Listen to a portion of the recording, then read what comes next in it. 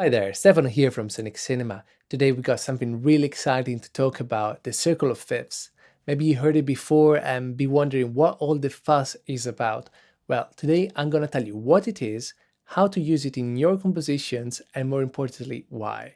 So I'll break it down, and with some live composing, I'll show you how this simple circle can be a very good friend when it comes to writing music. Let's dive right in. I've put together a short piece to demonstrate how you can practically use the circle of fifths to your advantage. It highlights all the benefits, like smooth transitions from one key to the other, harmonic coherence, and more.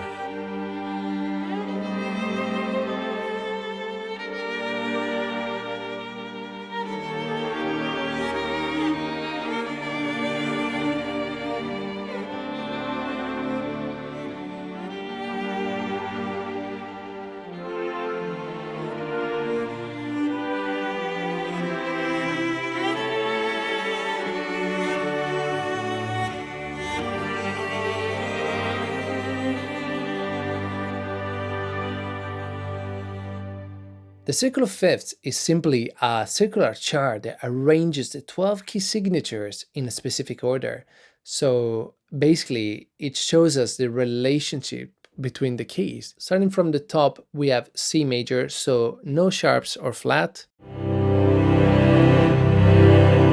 Then going clockwise, we have G major, and we see that it has one sharp, the F sharp.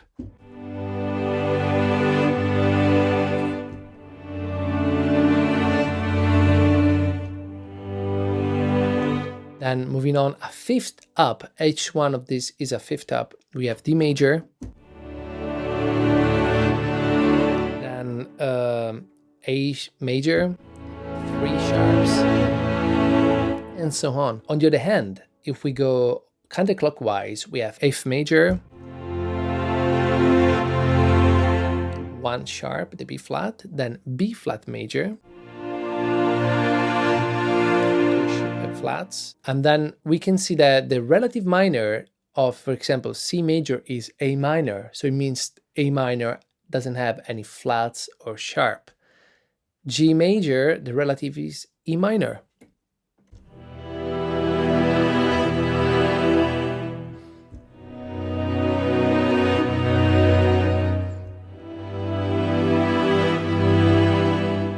So if you're in B minor, you know that you have two sharps, F and the C sharp. Basically, the circle of fifths is like a cheat code for musicians. It helps you understand the relationship between the chords and the keys, can give you ideas, and more importantly, I think it gives you knowledge. The knowledge to know where you are, and the knowledge that if you want to go somewhere else or modulate, you kind of know where to go rather than just figuring out like randomly. So I think if you are new to music theory or just starting out, I would really suggest spending some time to get to know the different key signatures and keys and the relationships. So each step in the circle represents a key, and each key has its own sets of chords with features and feelings that really comes with the chord. So D minor feels different than, for example, B minor.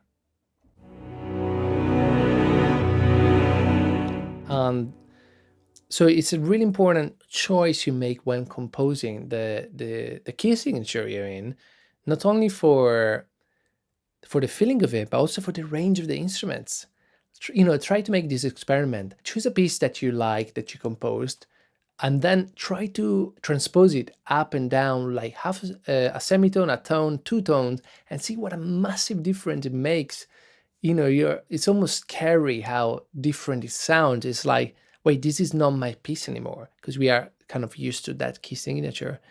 And that really can make you think how much it changes. That simple choice, well, apparently simple choice we make at the beginning. Anyway, going back to the circle of fifths, it can really help composers, songwriters, music producers, anybody really, to understand, okay, what are the chords that can go well with this piece. So you see the key chart and you see the neighboring keys. Maybe you have one or two flats or sharps up or down. And you see, okay, within this range, it can feel okay if I go there. If you want to go further up, then maybe it requires some more work to make it smooth, if that makes sense. But the circle fit can help you with that. So let's try to actually now to play some live examples. Let's start with a very simple thing. We're going from C major to G major, super simple. We need to find like a chord, maybe that's shared by the two keys. So C major,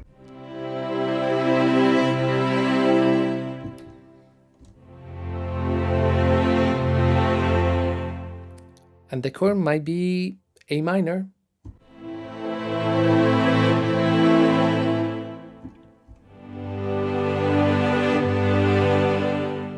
And voila, now we are in G major. I mean, you can feel like it tends to resolve on a C. So I think we need also something else, because the G is the dominant of C. And we can use the dominant, which has a really strong feeling of resolution to our advantage. So let's try to play again. So we know that G major has one sharp, the F sharp. So let's play again. C major, then we go F sharp,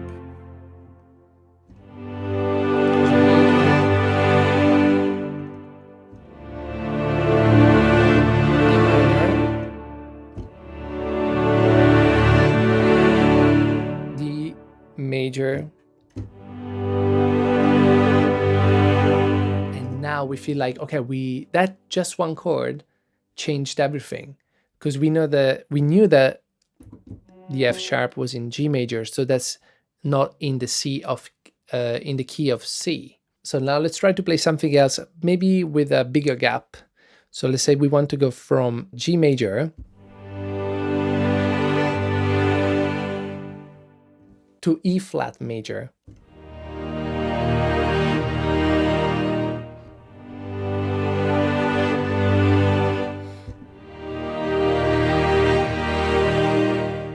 Fantastic chords. I mean, I love them. Very cinematic. There's a feeling of awe and admiration almost. Like, if you're in the Lord of the Rings, there's no need really to modulate. That's another point I wanted to make. There's no like really right or wrong. If you don't want to find chords in between, that's fine if that's the purpose of your progression. Like this way, there's like this nice scenery, or like, wow.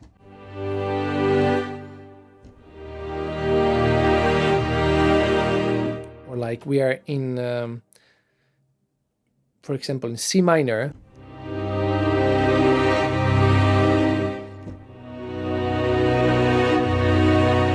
And then you go to B major, very far key signatures. So this circle of fifths, like just use it to your advantage when you want, but it's not like you have to use it with everything. It can help you smooth out things. For example, we said before C major, we want to go here, and that like for good. So we are in G majors.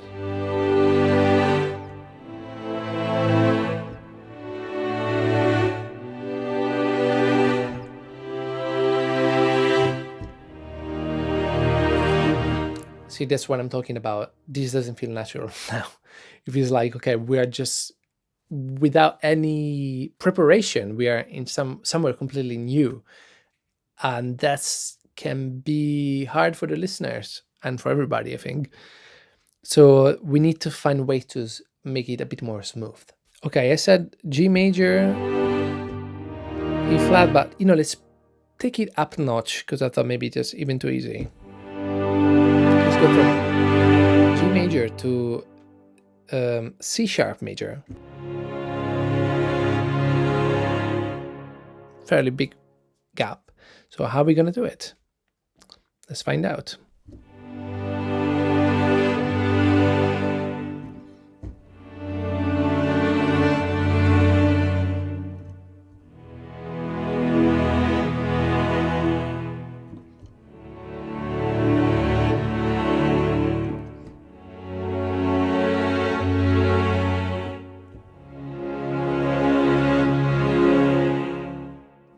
So that wasn't too bad, I think. It felt like fairly fluid. We went from G major, then D major in first inversion, then a bit of a surprise with E major. So we are reading a different key now because there's the G sharp. Then we said E major, then we go to D major.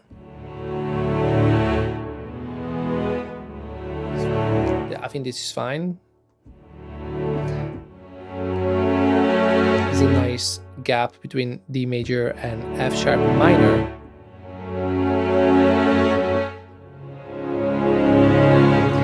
And F sharp minor has the C sharp in common and can be good together, like.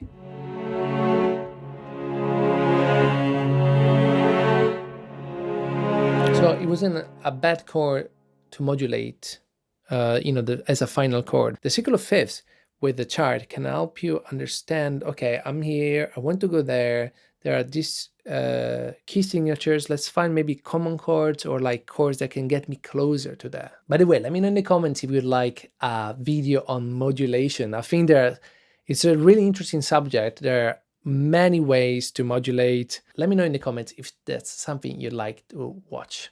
All right, let's quickly recap what we learned today. The circle of fifth is a musical chart that organizes the 12 key signatures in a circle, and it can help you understand the relationship between keys and chords. Also, it can help you writing music more easily by borrowing chords from neighboring keys or help you when you want to modulate. And just remember, going clockwise, there are sharps, and going counterclockwise, there are flats. And here's some practical advice. Don't feel overwhelmed at first. I know the feeling, trust me. And you see all these symbols and like, oh my God, how I'm gonna get to the distant key? Well, everybody needs to start somewhere. We all start easy. So my suggestion would be start by practicing and learning, the first signatures with 2 or 3 sharps and flat, and start from there, and then maybe move on later to other ones. But start simple, understand how it works, and then move on to something a bit more challenging. Then experiment with chords from other neighboring keys to add a nice color and twist to your music. For example, before I showed we were quickly in E major, and then I went to D major.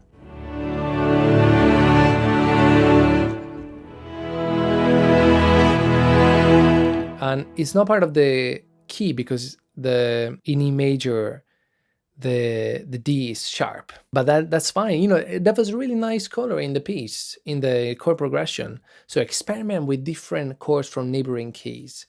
And lastly, I would suggest to start a piece or compose in keys that we are not familiar with, because maybe we think it's too difficult. Like I said, C sharp major,